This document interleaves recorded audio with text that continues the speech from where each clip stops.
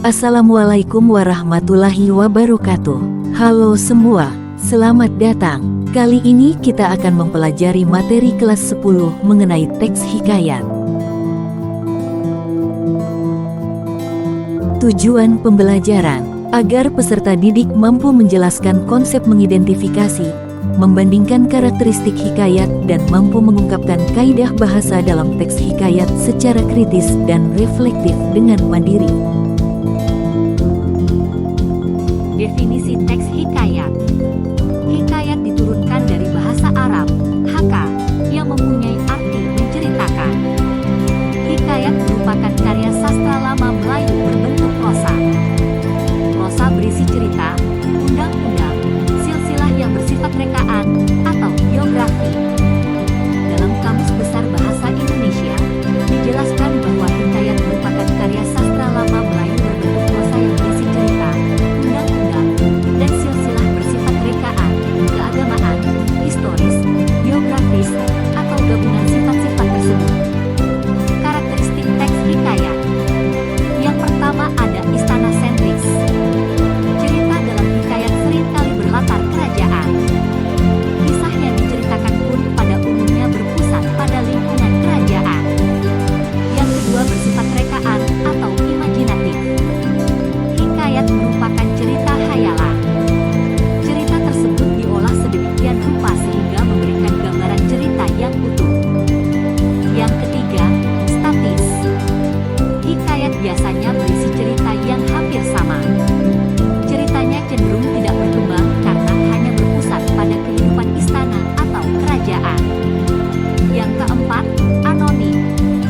Teks hikayat bersifat anonim, artinya tidak diketahui secara jelas nama pengarangnya. Hal tersebut disebabkan hikayat merupakan jenis sastra lisan yang diceritakan mulut ke mulut.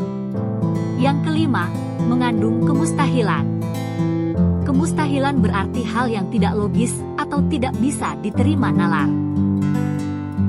Selanjutnya ada nilai-nilai yang terkandung dalam teks hikayat. 1. Nilai keagamaan. 2. Nilai pendidikan. 3. Nilai moral. 4. Nilai sosial. Dan 5. Nilai budaya. Kaidah kebahasaan teks hikayat. 1.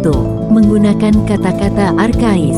Kata arkais adalah kata-kata kuno yang tidak lazim digunakan pada era sekarang.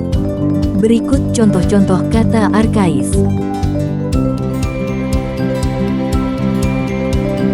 2. Konjungsi urutan waktu. Hikayat merupakan jenis teks yang menyatakan suatu peristiwa atau kejadian berdasarkan urutan waktu. Konjungsi urutan waktu merupakan kata penghubung yang menyatakan urutan sebuah kejadian berdasarkan waktu terjadinya, baik itu sebelumnya, saat kejadian, maupun setelahnya.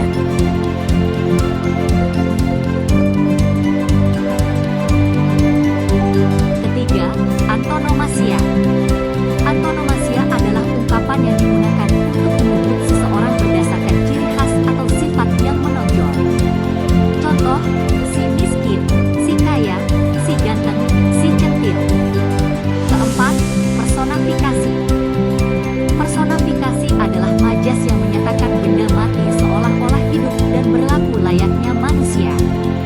Contoh, kobaran api melalap segala yang ada di dalam tubuh tua itu. Kata majas personifikasi dalam kalimat tersebut adalah melalap. Kelima, simile.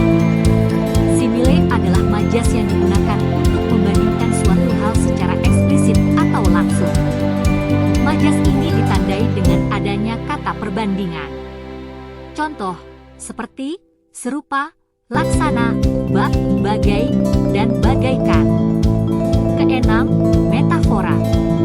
Metafora merupakan majas perbandingan. Majas metafora menggunakan